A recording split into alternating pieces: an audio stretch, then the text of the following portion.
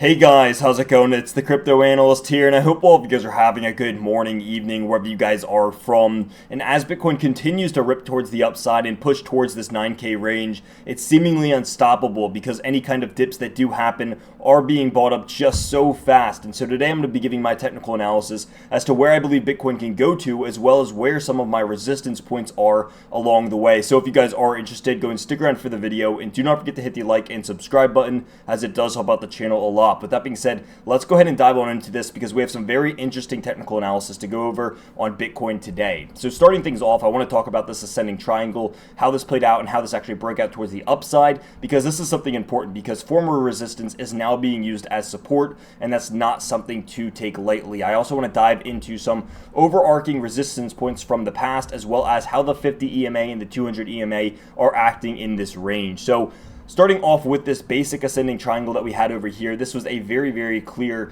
formation pattern that was happening because there was a climbing level of support with a flat level of resistance. We saw this happening with 1, 2, and then 3 separate touch points, and I can go ahead and highlight these over here. So we have our first, then our second, and then our third swing high, and then of course on the fourth one we did see the breakout, and this was very, very beautiful, very textbook, because if you want to look at this just from the simplest of patterns, you see the 1, the 2, and the 3 on support as well. And so for me, a verified technical analysis formation is at least 3 touch points on support and at least 3 touch points on resistance. And so here we saw both of those happen and immediately the trigger. So this is a very, very textbook move because all throughout here, for the most part, the 50 EMA, which is this orange line, was being used as, relatively strong support. Yes, it did break down there, but anytime it did break down below this 50 EMA, it was getting bought up very, very fast. And that's kind of been the name of the game over here in Bitcoin recently, is that any kind of dips that do happen are being bought up just so fast. And I think that's one of the hardest things for the bears to get their hands on, is the fact that any kind of rallies that they have towards the downside are being bought up extremely, extremely fast. And so what we're happening over here is this former resistance line is now being used as support. And I haven't drawn this completely correct, but it looks like something along these lines. And so what you can see is this relative resistance line over here is now being used as support. And so when the breakout happened, Bitcoin pushed nearly up to $9,000 before seeing a retracement back to this former resistance line, now turned support. And so for former resistance to be turned into support is actually a very, very bullish thing. And now what we're seeing over here, at least from the looks of it, is a little bit of V action. Yes, we did come back down, we touched support, and now we're shooting back up. So from this bounce off of this former resistance turned support around $8,425, Bitcoin's up already almost another $300, from the bounce. So if this is going to continue higher, a lot of people have the question, well, where would a price target be in this range, because it's seemingly just going so parabolic? And to answer that question, at least from my standpoint, I'm going to have to turn this to the daily chart. So from the daily chart, I have 2 forms of resistance, and they're very, very simple. It's just the 9K range and the 10K range. Now, the 9K range is not a very strong one. We look around here, we pierce through it, we touch this range. You have a little bit of resistance over here. You can see in the past that it was used, but it's nothing too strong. So this is more of a psychological support than anything else, or excuse me, a psychological resistance than anything else, but it's still one nonetheless. Now, the real ones to the upside are going to be this 10K range, which I have marked as 1, and then this about $11,500 marked as 2, because these guys were definitely very, very hard resistance in the past, and we're going to have to try to conquer those in, probably in the coming future, as long as Bitcoin continues its path towards the upside. Now, the reason that this is 1, obviously, is because it's a previous candle top over here. It's very evident that this is going to be used as some form of resistance, not to even mention that $10,000 is a large psychological resistance, because a lot of people see that as a giant milestone.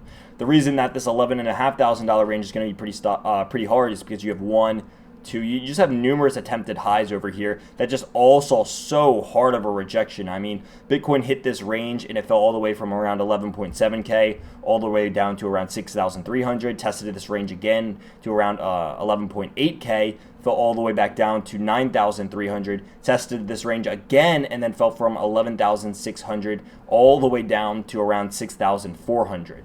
So with this happening on Bitcoin, obviously this was a very, very harsh resistance zone because of the fact that it just saw these giant candles towards the downside upon hitting this level of around $11,500 all the way up to around $12,000. So I am being aware that this is going to be a hard range of resistance here at around $11,500 and the 10K range. So those really are where my eyes are set. Again, 9K was, one of my targets towards the upside. So with this pretty much just about hitting, it would make sense that we do see a little bit of pullback. But even on the daily, you can see that there's wicks towards that downside that really just aren't going anywhere. Looking at this from the MACD and the RSI, you can see that, again, there was an attempt from the bears to kind of push into this bearish territory on the MACD. Didn't really go anywhere, came back towards the downside, but it looks like it is falling off a little bit for the bulls right now. Looking at it from the RSI, again, it's still in this overbought territory where it's been for so long now. Really just since almost the beginning of April, this thing has just been going parabolic, and it hasn't really slowed down too much. Yes, there has been little pullbacks here and there, but from the daily's perspective, looking at this, I mean, this really hasn't seen too much of a pullback. The only pullback that it did see was immediately bought back up. I think it was around a 20% drop, and around 60% of this drop was actually bought back up, around 50-60%. So just showing that there was, again, a tremendous amount of buying pressure from the bears in this area, saying that it wasn't ready to completely fall back down, at least not yet. And what really cued this whole thing off was this golden cross on the daily chart. This is something that we talked about on the channel for a long time, talking about, if this goes through, it's not something anyone's going to want to be short for, because this has a history of making markets go absolutely parabolic, especially within cryptocurrency. So really the trigger of this was this 50 EMA. So with that being said, guys, I want to move this back to the 4 hour so we can talk a little bit about the indicators and oscillators over here, because these guys are rounding back up towards the upside, ironically enough, because a lot of people really do believe that this thing is approaching its top, which I'm not arguing against necessarily, but it's one of those things where the trend is your friend, and as long as these dips continue to keep being bought up really just like they are, there's no reason to be too bearish, because the people who are shorting every top over here are getting, pretty much wrecked. And the reason for that being is that Bitcoin is continuing to push towards higher highs. And until that's not a thing anymore, I don't want to be shorting.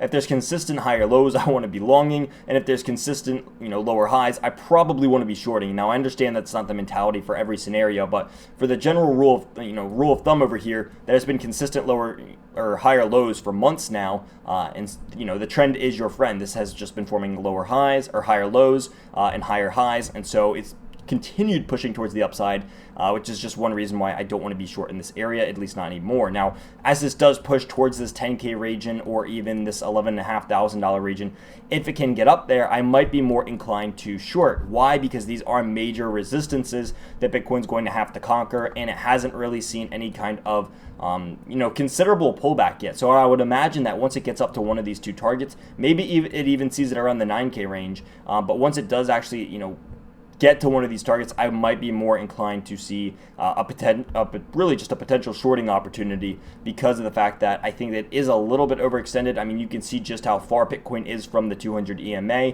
Whenever you see things kind of get this far apart, it is not necessarily a sign that it could bounce towards it, but it's kind of like a magnet of sorts, because this thing can only go too far before it wants to get back into this range. So those are my targets for Bitcoin. That's where I think it's going. It's a crazy world out here, so I want everyone to be safe. But let me know your guys' thoughts. Are you guys bullish? Are you guys bearish? I want to know your guys' thoughts in the comment section below. So leave a like, and I hope to see you guys in the next video.